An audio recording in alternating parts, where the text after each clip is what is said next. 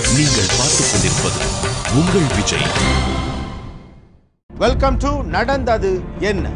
அனைவருக்கும் கோபிநாத்தின் அன்பு வணக்கம்.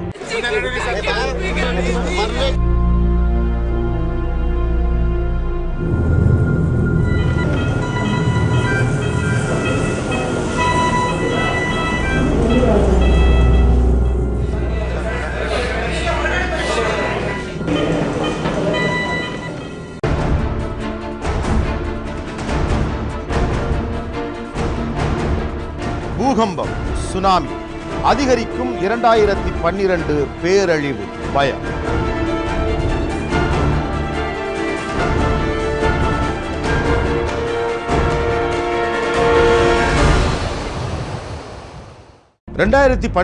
உலக பேரழிவு நடக்க போது அப்படின்னு சொல்லப்படக்கூடிய அந்த விஷயம் வெறும் வதந்தி தான். அது அறிவியல் அடிப்படை அற்றது அப்படின்னு விஞ்ஞானிகள் தொடர்ந்து ஒரு பக்கம் வலியுறுத்திக்கிட்டே இருக்காங்க. ஆனால் டிசம்பர் 21 நெருங்க 2012 உலகம் அழிய போகுது அப்படிங்கிற பேச்சு அதிகமாயிட்டே இருக்கு. நிறைய பேர் பேசிட்டு இருக்காங்க, உலகம் முழுவதும் பேசிட்டு இருக்காங்க. ஆச்சரியப்படக்கூடிய விஷயம் என்னன்னா, தமிழகத்திலும் அது பற்றி பேசுவோர் எண்ணிக்கை இப்போ அதிகமாயிருக்கு. அதுக்கு அவங்க நிறைய காரணங்கள் சொல்றாங்க. சமீபத்தில் அவர்கள் சொல்லுகிற முக்கியமான காரணம் என்பது இந்தோனேஷியாவில் ஏற்பட்ட அந்த நிலநடுக்கம். 11/4/2012 புதன்கிழமை மத்தியானம் 2:30 மணி வாக்கில் இந்தோனேஷியாவில் ஏற்பட்ட பூகம்பத்தோட தாக்கம் சென்னையினோட பல பகுதிகளிலையும் உணரப்பட்டுச்சு. படிச்சுட்டு இருக்கும்போது திடீர்னு எல்லா பசங்களும் கத்துனாங்க, என்னன்னு தெரியல. நான் பெண்ணை வச்சு சம் போட்டுட்டு இருக்கும்போது அப்படியே கையெல்லாம் ஷேக் ஆச்சு. பில்டிங் ஆனது நல்லா பார்த்தேன். நான் வந்து சோஃபாவில் உட்காந்துன்னு டிவி பார்த்துட்டு இருந்தேன். திடீர்னு ஆடுற மாதிரி இருந்தது. இது நம்ம சொன்ன நம்மளை யாராவது ஏதோ நினச்சிப்பாங்க. நான் கொஞ்ச நேரம் அப்படியே வெயிட் பண்ணேன். அப்புறம் இவரும் அதே தான் ஆடுது அப்படின்னாரு. படுத்துட்டு இருக்கப்போ திடீர்னு ஃப்ளோர் ராக் ஆகிற மாதிரி இருந்தது. இது 2வது எக்ஸ்பீரியன்ஸ் எனக்கு. அடுத்த 3 மணி நேரத்தில் சுனாமி வரலான்னு ஊடகங்களில் அறிவிப்புகள் வெளியாச்சு.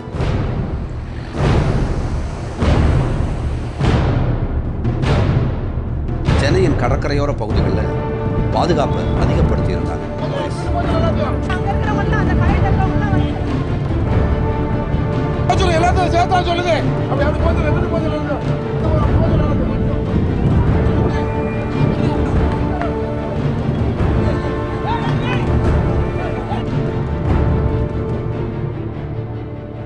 சென்னை பட்டினப்பாக்கம் கடந்த 2004 சென்னையில் அதிக உயிர்களை சுனாமிக்கு காவு கொடுத்த பகுதி. இங்கே தான் சுனாமியை பற்றிய பயமும் எச்சரிக்கை உணர்வும் அதிகம் இருந்ததை பார்க்க முடிஞ்சது. 2004 இந்த மாதிரி சுனாமி வந்து குழந்தையோடு நாங்கள் வெளியே வரும்போது உயிருக்கு ஆபத்தாக அவ்வளோ கஷ்டப்பட்டுட்டு வெளியே வந்தோம். தண்ணியிலேருந்து உயிரோடு வெளியே வருவோமா இல்லையான்னு தெரியாத அந்த அளவுக்கு பயந்துட்டு வந்தோம். இப்போ அந்த நிலநடுக்கம் பார்த்தோன்னா எங்களுக்கு இந்த அளவுக்கு ரிக்டர் அளவு இந்த அளவுக்கு அதிகம்னு பார்த்தோன்னா எங்களுக்கு ரொம்ப பயம் வந்துடுச்சு. இங்கே உள்ள கடைகள் எல்லாம் பூட்டப்பட்டு இருந்துச்சு. வீடுகள்ல இருந்து வெளியில வந்த மக்கள் பார்க்குகள், கிரவுண்டுகள் மாதிரியான வெட்ட வெளிகள்ல தஞ்சமடைஞ்சிருந்தாங்க.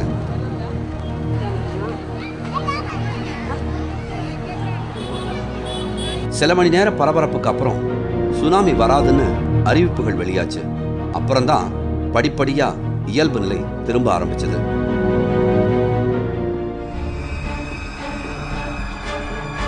மத்திய அமெரிக்காவின் மெக்சிகோ குவாட்டிமாலா பகுதிகளில் வாழ்ந்த தொல்குடி மக்களான மாயன்கள் பயன்படுத்திய கேலண்டர் 2012 டிசம்பர் 21 முடிவடையுது. இது பூமியோட அழிவுக்கான நாள்னு உலகின் பல பகுதி மக்களும் நம்புறாங்க. மாயன் ஆதரவாளர்களோட இந்த நம்பிக்கைக்கு மேலும் வலு சேர்க்கிற மாதிரி அமைஞ்சிருக்குது சமீபத்தில் நடந்த இந்தோனேஷிய பூகம்பம் மற்றும் அதை தொடர்ந்து வெளிவந்த சுனாமி அறிவிப்புகள். இந்த 2012 ஆரம்பத்திலேருந்து வந்த ஒவ்வொரு காரியங்கள், நேச்சுரல் டிசாஸ்டர்ஸ் பார்த்தோம்னா இதுக்கு இந்த டிசாஸ்டர் உணர்த்தக்கூடியதாக இருக்குது. ஃபர்ஸ்ட் திங் இஸ் ஜப்பானில் நடந்த tsunami, earthquake followed by tsunami. அது ஒரு பார்ட் ஆஃப் ஜப்பானே அழிச்சிருக்கு. And the hurricane in US. பின்ன அப்புறம் இப்போது சொல்லக்கூடிய சோலார் ஸ்டார்ம் அப்படின்னு ஒன்று சொல்லிட்டு இருக்காங்க. அண்ட் இப்போ ரீசெண்டாக நடந்த இந்தோனேஷியன் எர்த்குவேக். ஸோ இதெல்லாம் நடக்கும்போது மக்களுக்கு இப்போது இதெல்லாம் நடந்த finally we will end up இந்த டிசாஸ்டர் அப்படின்னு தோன்றது நேச்சுரல். ரிங்ஸ் ஆஃப் ஃபயர்னு சொல்லக்கூடிய எரிமலை தொடர்கள் தெற்கு அமெரிக்கா, மெக்சிகோவிலேருந்து பிலிப்பைன்ஸு, ஆஸ்திரேலியா, தென் அமெரிக்கா வரைக்கும் ஒரு சுழற்சியாக 46 கிலோமீட்டர் பரப்பில் இருக்குது. இந்த எரிமலைகளுடைய அந்த தாக்கங்கள், அதனால் ஏற்படக்கூடிய நிலநடுக்கங்கள், அதனால் அழிஞ்சு போன தீவுகள், இதை பற்றியெல்லாம் தான் மயன் கேலண்டரில் பதிவாயிருக்கு. இது வரைக்கும் 2000 வருஷம் வரலாறுல 72 மிகப்பெரிய சுனாமிகள் நம்ம கடற்கரைக்கு வந்ததாக இன்றைக்கி ஆய்வுகள் நிரூபிச்சிட்டு வராங்க. இதையெல்லாம் கனெக்ட் பண்ணி பார்க்குறப்ப இன்றைக்கி அறிவியல் பூர்வமாக நடக்கக்கூடிய பூமி சுழற்சி, பூமியுடைய சுழற்சி, இடம் மாறுதல், நிலநடுக்கங்கள், எரிமலை, இதுவும் அந்த மயன் கேலண்டரில் சொல்லக்கூடிய விஷயங்களும் கிட்டத்தட்ட ஏதோ ஒரு கோணத்தில் சந்திக்குது. மாயன்கள் பயன்படுத்தினதாக சொல்லப்படுற கேலண்டர்கள் வெறும் நாட்காட்டிகள் மட்டும் இல்லை. அவை கடலோடிகளான மாயன் சமூகத்தார் பயன்படுத்தின கடல் பஞ்சாங்கம் தான் சொல்றாரு ஒரிசா பாலு. சுறாமீன் வேட்டை போடுறவங்க தான் கடல் நீரோட்டத்தை பற்றி முதல்ல சொன்னாங்க. உங்களுக்கே தெரிஞ்சிருக்கும், முதல் கடல் நீரோட்டத்தை பற்றி பெஞ்சமின் பிராங்க்லின் சொல்ல சமயத்தில், அவர் போஸ்ட் மாஸ்டராக இருந்தார், சொல்ல சமயத்தில் இந்த அமெரிக்காவுக்கும் அட்லாண்டிக்குக்கும் உள்ள கடல் நீரோட்டத்தை பண்ணி சொன்னார். இந்த அடிப்படையில் பார்த்தீங்கன்னா கடல் நீரோட்டத்தை அடிப்படையாக வச்சு இந்த கடலோடிகள் போன சமயத்தில் இந்த மெக்சிகோவில் இருக்கக்கூடிய மயன் கேலண்டர் எழுதப்பட்டிருக்கலான்றது என்னுடைய யூகம். இந்த கேலண்டர் சொல்லக்கூடிய அழிவுகள் கண்டிப்பாக அந்த தென் அமெரிக்கா பகுதியில் ஏற்படக்கூடிய வாய்ப்புகள் இருக்குது. அதோடைய தொடர்ச்சிகள் இதுவே ஒரு வடகிழக்கு பருவகாற்று அந்த மாதிரி சமயத்தில் இந்த அழிவுகள் ஏற்பட்டால் அந்த பாதிப்புகள் நமது கடற்கரைகளுக்கும் வரக்கூடிய வாய்ப்புகள் நிறைய இருக்குது. ஏன்னா நீங்கள் 2004 சுனாமி பார்க்குறப்ப டிசம்பரில் தான் நடந்தது. அதே மாதிரி 1964 தனுஷ்கோடி அழிஞ்சதும் ஒரு டிசம்பர் 24 தான். டிசம்பர் 24 எதை குறிக்குதுன்னா இந்த வடகிழக்கு பருவக்காற்றில் ஏற்படக்கூடிய இந்த சீற்றங்களை குறிக்குது.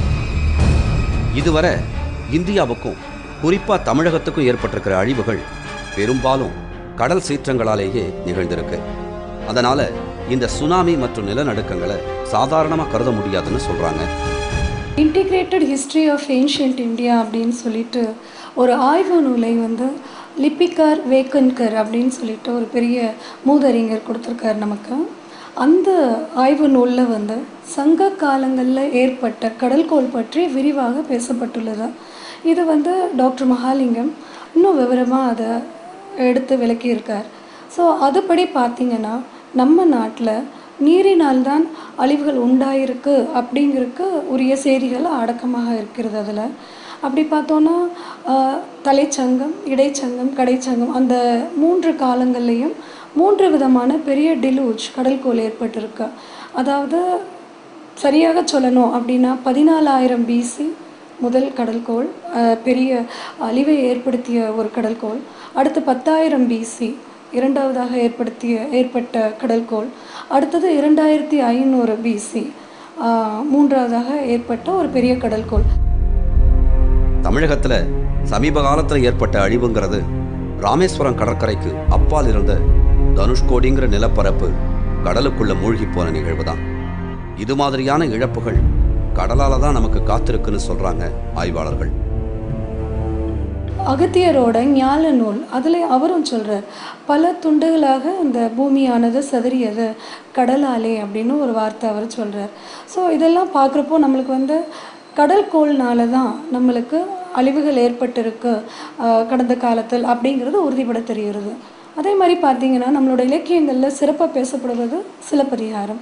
சிலப்பதிகாரத்தில் இளங்கோவடிகளார் சொல்கிறார், குமரி கடலும் கொடுங்கோல் கொல்ல அப்படின்னு சொல்லிட்டு. ஸோ இந்த மாதிரி நிறைய நம்மளோட இலக்கியங்கள், புராணங்கள் எல்லாத்துலேயும் குறிப்பு தராங்க. என்னென்னு தராங்கன்னா நீரினால் கடல்கோள், சுனாமி போன்ற கடல்கோள்னால தான் நம்மளுக்கு அழிவுகள் ஏற்பட்டிருக்கு இது வரைக்கும்.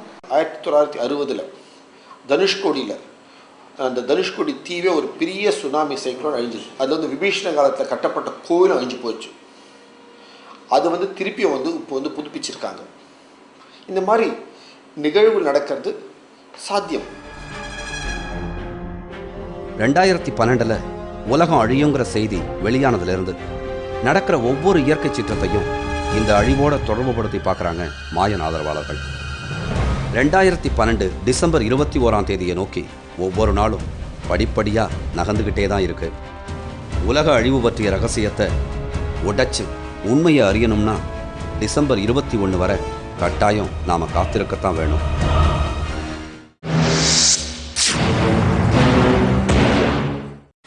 நீங்கள் பார்த்துக் கொண்டிருப்பது உங்கள் விஜய்.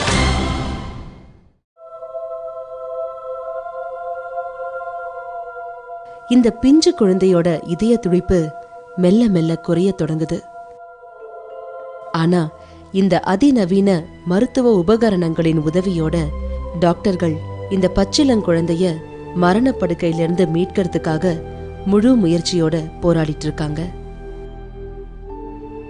கைகள் கால்கள்ல ஊசி சொருகப்பட்டு மூக்குல செயற்கை பிராணவாயு செலுத்தப்பட்டிருக்கிற இந்த குழந்தை விபத்தாலேயோ இல்ல மோசமான தொற்று நோயாலேயோ இந்த மருத்துவமனை படுக்கையில கிடத்தப்படல. இது இப்படி ஜீவ மரண போராட்டம் நடத்துறதுக்கு காரணம் இந்த அழகான குழந்தையோட அப்பா உமர் ஃபரூக். பரிதாபத்திற்குரிய இந்த 19 வயது பெண்ணோட பேரு ரேஷ்மா. இந்த அப்பாவி பெண்ணுக்கும் உமர் ஃபரூக்குக்கும் 2010ஆம் வருடம் திருமணம் நடந்திருக்கு. இவங்களுக்கு 3 மாசத்துக்கு முன்னால பிறந்த பெண் குழந்தை தான் இந்த அஃப்ரீன். கடந்த 6ஆம் தேதி வெள்ளிக்கிழமை காலையில இந்த குழந்தைய உயிருக்கு ஆபத்தான நிலையில பெங்களூரு இந்திரா காந்தி மருத்துவமனைக்கு கொண்டு ஓடி வந்திருக்காங்க ரேஷ்மா. குழந்தைய பரிசோதிச்ச டாக்டர்கள் குழந்தைய யாரோ கொடூரமா கொலை செய்ய முயற்சி பண்ணிருக்காங்கன்னு உடனடியா கண்டுபிடிச்சிருக்காங்க. இந்த விஷயம் ஒரு தொண்டு நிறுவனத்துக்கு தெரிய வர உடனடியா மருத்துவமனைக்கு வந்த அவங்க ரேஷ்மா கிட்ட விசாரிக்க ரேஷ்மா சொன்ன விஷயத்தை கேட்டு அதிர்ச்சி அடைஞ்சிருக்காங்க. இது மீடியாக்களுக்கும் தெரிய வர அவங்களும் பரபரப்பா மருத்துவமனைக்கு வந்திருக்காங்க. தன் குழந்தையின் இந்த நிலைக்கு காரணம் தன்னோட புருஷன் தாங்கிறது மருத்துவமனைக்கு வந்ததுக்கு அப்புறம் தான் ரேஷ்மாக்கு தெரிஞ்சிருக்கு. தொண்டு நிறுவன பெண்கள் தைரியம் சொல்லி விசாரித்த பிறந்தான் ரேஷ்மாவோட துயர வாழ்க்கை தெரிய வந்திருக்கு.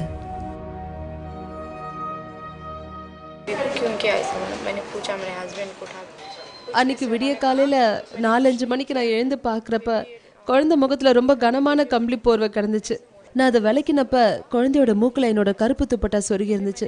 நான் என்னோட ஹஸ்பண்டை எழுப்பி குழந்தை ஏன் இப்படி இருக்கு, நீ ஏதாவது பண்ணினியான்னு கேட்டேன். கேட்டதும் நான் ஒன்றும் பண்ணலையே, குழந்தை இடையில பாத்ரூம் போயிடுச்சு, நான் கிளீன் பண்ணி படுக்க வச்சேன், கம்பளி விளக்கி இருந்துச்சு, அதான் நல்லா போத்தி விட்டேன், உன்னோட துப்பட்டாவை அது பக்கத்துல வச்சேன், இது தவிர எனக்கு வேற எதுவுமே தெரியாதுன்னு சொன்னான்.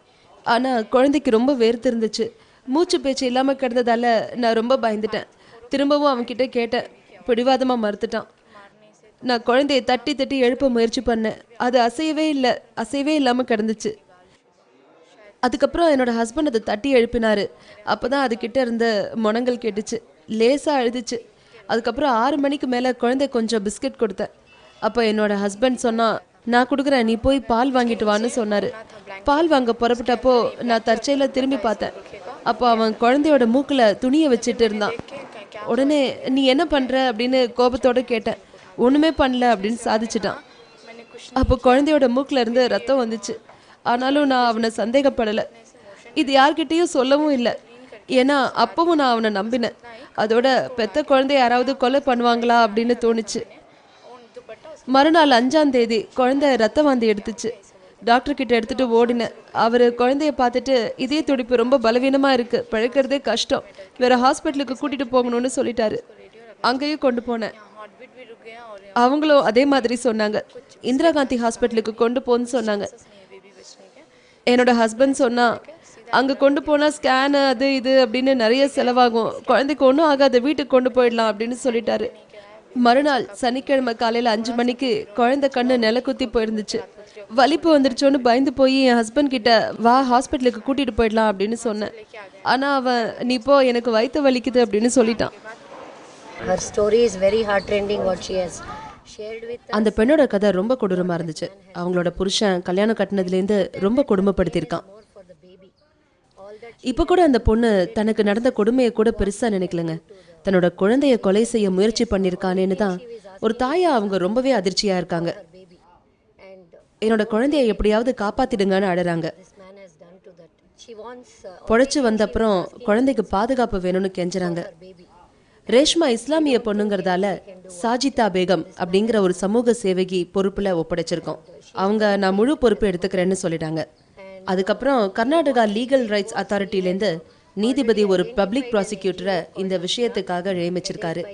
குழந்தை நல வாரியத்துக்கிட்ட நீதித்துறையும் காவல்துறையும் இந்த விஷயத்துல விரைவா நடவடிக்கை எடுக்கணும்னு கேட்டுட்டு இருக்கோம். எங்க கவலை எல்லாம் இப்போ இந்த குழந்தையோட உடல்நிலை தான். டாக்டர்கள் கிட்ட அப்பப்போ விசாரிக்கிறோம். அவங்க அபாயம் கட்டம் தான் அப்படின்னு சொல்றாங்க. உமர் ஃபரூக் ஏற்கனவே கல்யாணம் கட்டியிருக்கான். இப்போ அந்த பொண்ணையும் தேடிட்டு இருக்கோம். அவங்கள இவன் குடும்பப்படுத்தியிருக்கான் அப்படின்னு தெரிய வந்துச்சுன்னா அதையும் ஒரு தனி வழக்கா இவன் மேல போடுவோம். இதுக்கு ஒரு சரியான தீர்வு கிடைக்கும் வர விட மாட்டோம். ஒரு பெண் குழந்தைய இவ்வளவு துன்பப்படுத்தியிருக்கான். குழந்தைகள் கொடுமைக்கு எதிராக வலுவான சட்டங்கள் இருக்கு. ஆனா அதை இன்னும் தீவிரமா செயல்படுத்தணும். குழந்தை அஃப்ரீனின் ஜீவ மரண போராட்டம் கர்நாடகாவில் பதட்டத்தை ஏற்படுத்திருச்சு. அவளுக்காக ஏற்கனவே பிரார்த்தனைகள் செய்யப்பட்டன. டாக்டர்கள் தீவிர கண்காணிப்போட அவளுக்கு மருத்துவம் பார்க்கறாங்க. நாங்க முழுமையா அனைத்து வழியிலையும் இந்த பெண்ணுக்கு ஆதரவா இருப்போம். இப்படி ஒரு செயலை இனி எவனுமே செய்யக்கூடாது. இதை இந்த உலகம் உணர வேண்டிய தருணம் இது. இப்போ எங்களோட கவனம் எல்லாம் அந்த குழந்தையை காப்பாத்துறது தான். இந்த பெண்ணோட பாதுகாப்பு எங்களோட அடுத்த கட்ட கடமை. மீடியாக்காரங்க, போலீஸ் அதிகாரி, டாக்டர்கள், ரேஷ்மான்னு ஒவ்வொருத்தர்கிட்டையும் அஃப்ரீனோட நிலையை பத்தி கேட்டுக்கிட்டே இருக்காங்க. அஃப்ரீனின் விஷயம் இத்தனை பரபரப்பாக காரணம் ஃபாலக். இந்த 2 வயசு பெண் குழந்தை படுகாயத்தோட டெல்லி எய்ம்ஸ் மருத்துவமனையில கடந்த ஜனவரி 18ஆம் தேதி சேர்க்கப்பட்டுச்சு. சேர்த்தது ஒரு 15 வயது இளம்பெண். குழந்தை ஃபாலக்கோட உடம்பெங்கும் பல்லால கடிச்ச காயங்களும் தலையில பலத்த அடியும் இருந்ததால கொலை முயற்சின்னு புரிஞ்சுக்கிட்ட டாக்டர்கள் காவல்துறைக்கு தகவல் தர அவங்க அந்த இளம்பெண்ணை பிடிச்சு விசாரிச்சப்ப ராஜ்குமார்னு ஒருத்தன் இந்த குழந்தைய அந்த பொண்ணுகிட்ட கொடுத்துட்டு அந்த பெண்ணை பாலியல் பலாத்காரம் பண்ணிட்டு தப்பிச்சிட்டானா. அவன் மேல இருந்த கோபத்துல அந்த சிறுமி இந்த குழந்தைய இப்படி பண்ணிருக்கா. ஃபலாக் 3 மாசம் மரணத்தோட போராடிட்டு இருந்தா. இது இந்தியா முழுக்க பரபரப்பை ஏற்படுத்திருச்சு. குழந்தைகளுக்கு எதிரான கொடுமையை பத்தின விழிப்புணர்ச்சியை ஏற்படுத்திட்டு கடந்த மார்ச் மாதம் ஃபலாக் இறந்து போயிட்டா.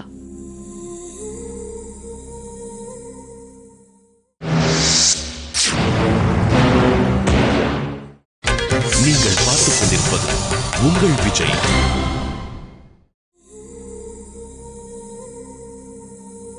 ஃபலாக் மரணத்தால தான் அஃப்ரீனுக்காக பிரார்த்தனை, பதட்டம், தீவிர சிகிச்சை இதெல்லாம் நடந்துட்டு இருக்கு.